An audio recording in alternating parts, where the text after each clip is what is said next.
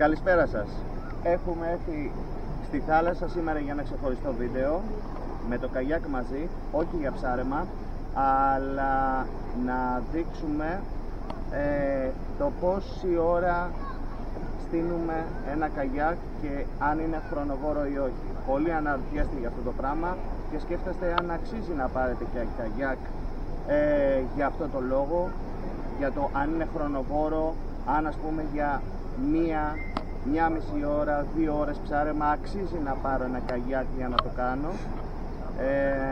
Γι' αυτό λοιπόν ήρθαμε εδώ πέρα με το θηρίο, έτσι ώστε να σας δείξω τη διαδικασία στισίματος και πόσο διαρκεί.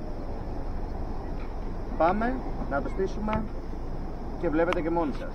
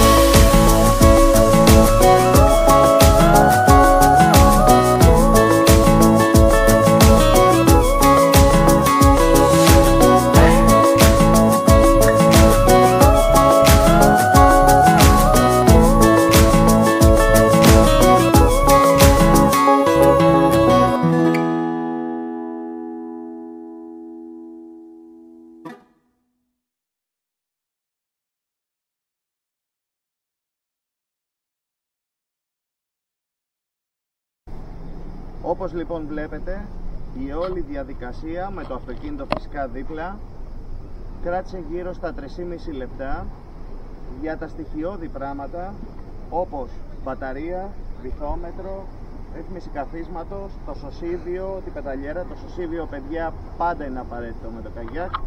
Δεν είναι το θέμα αν γνωρίζουμε κολύμπι ή όχι. Κάτι μπορεί να μας συμβεί, να ζαλιστούμε όταν είμαστε μέσα στη θάλασσα. Το σωσίδιο, και κατά προτίμηση να είναι με κορδονάκι ή ακόμα καλύτερα και αυτόματο. Μην λυπηθείτε τα λεφτά. Καλύτερα να υπάρχει γιατί ποτέ δεν ξέρεις πώς θα φέρνει η ζωή. Λοιπόν, όπως βλέπετε η όλη διαδικασία κράτησε περίπου 3,5 λεπτά. Άμα προσθέσετε ακόμα και 1,5-2 λεπτά, τις κασετίνες σας, 2 καλάμια και ένα ψυγείο για να βάζετε μέσα τα ψάρια. Και φυσικά άντε πες άλλα 2 με 3 λεπτά, αν δεν είναι με πεταλιέρα, κάτι το οποίο είναι γρήγορο και εύκολο, και θέλεις να βάλεις, θέλετε να βάλετε μια ηλεκτρική εξολέμβεια, η οποία θα πρέπει να κουβαλάτε και το κουτί με την μπαταρία αναλόγως το βάρος και τη διαδικασία, να το συνδέσεις, να το ασφαλίσεις. Οπότε από εκεί και πέρα ό,τι έξτρα είναι απαιτεί κάποιο χρόνο. Εγώ σας λέω για το βασικό στήσιμο είναι 3,5 λεπτά, 10 λεπτά το πολύ είναι full, με full έξτρα εξοπλισμό, με 3-4 καλάμια, με ηλεκτρικές εξολέμβειες και όλα τα συναφή.